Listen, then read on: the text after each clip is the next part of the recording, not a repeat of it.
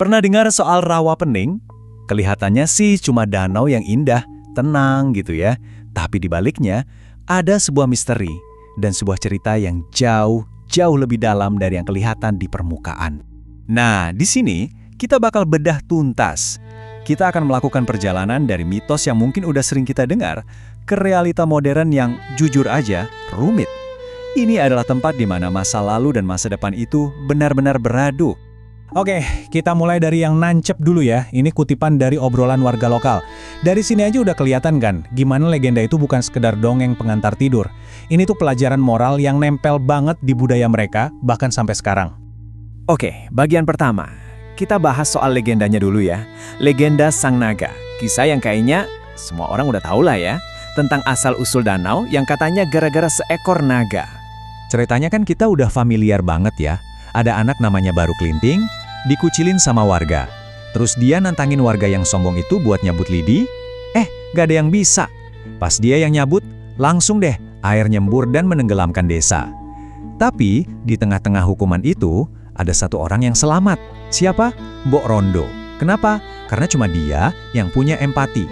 Nah, ini inti ceritanya. Nah, ini bagian yang menarik banget. Simbolnya itu loh. Mbok Rondo kan selamatnya pakai lesung buat perahu dan centong buat dayung. Ini bukan sembarang alat loh. Lesung dan centong itu kan alat buat ngolah padi jadi nasi. Jadi pesannya dalam banget.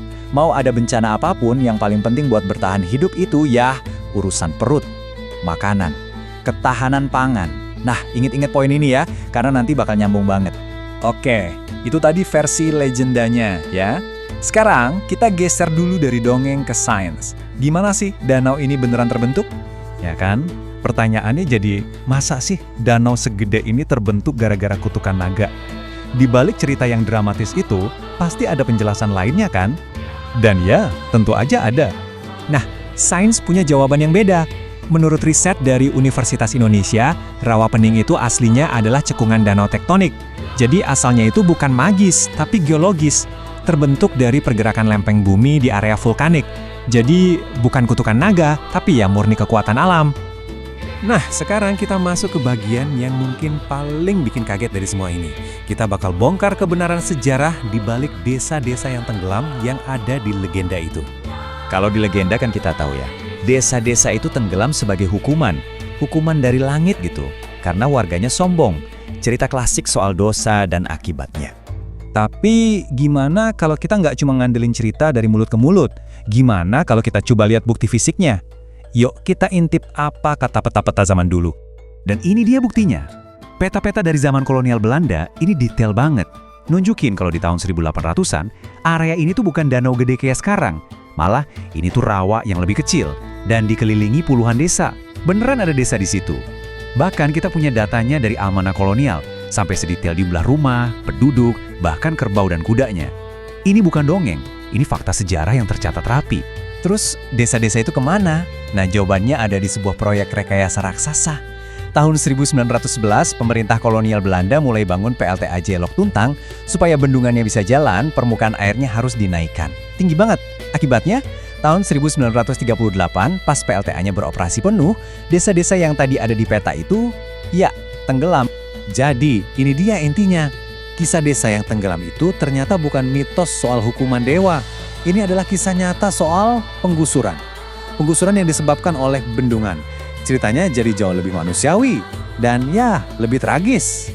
Dan ternyata, cerita penggusuran ini nggak berhenti di situ. Sejarah itu seakan-akan mau terulang lagi, tapi dalam versi modern. Yuk, kita lihat gimana konflik masa lalu ini masih terasa banget sampai sekarang. Loh, kenapa jadi ada konflik lagi sekarang? Pemicunya masalah lingkungan. Gara-gara sedimentasi atau pendangkalan yang parah banget, luas permukaan danau ini udah melar hampir 97% dalam 100 tahun terakhir. Jadi, yang tadinya dalam kayak mangkok, sekarang jadi dangkal kayak piring. Nah, inilah yang bikin pemerintah mau bikin proyek revitalisasi. Solusi dari pemerintah, mereka mau bikin zona penyangga selebar 50 meter di sekeliling danau. Tujuannya sih bagus ya, buat menyelamatkan danau. Tapi, coba lihat deh petanya. Garis batas itu ternyata kena ke lahan pertanian warga, bahkan rumah-rumah mereka. Rasanya kayak dejavu ya, sejarah kayak mau keulang lagi. Dan ini dia suara dari warganya langsung. Kata-kata Pak Hardi ini mewakili ketakutan banyak orang di sana. Buat mereka, patok yang ditancapkan di tanah itu bukan sekedar penanda batas biasa, itu simbol kalau mereka bakal kehilangan kuasa atas tanah mereka, atas sumber hidup mereka. Rasa takut digusur itu muncul lagi, kuat banget. Nah, menghadapi ancaman ini, warganya nggak diam aja. Mereka ngelakuin sesuatu. Yuk, kita lihat gimana cara mereka merespons. Karena mereka punya ingatan sejarah soal penggusuran itu, masyarakat di sekitar Rawapening sekarang memilih buat melawan. Mereka nggak mau cuma jadi korban yang diam-diam aja dari sebuah proyek besar. Dan cara mereka ngelawan tuh keren banget loh.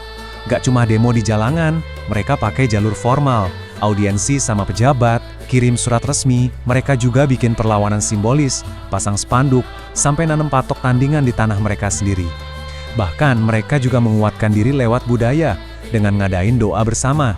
Ini perlawanan yang terorganisir banget di banyak level. Dan disinilah semuanya nyambung lagi.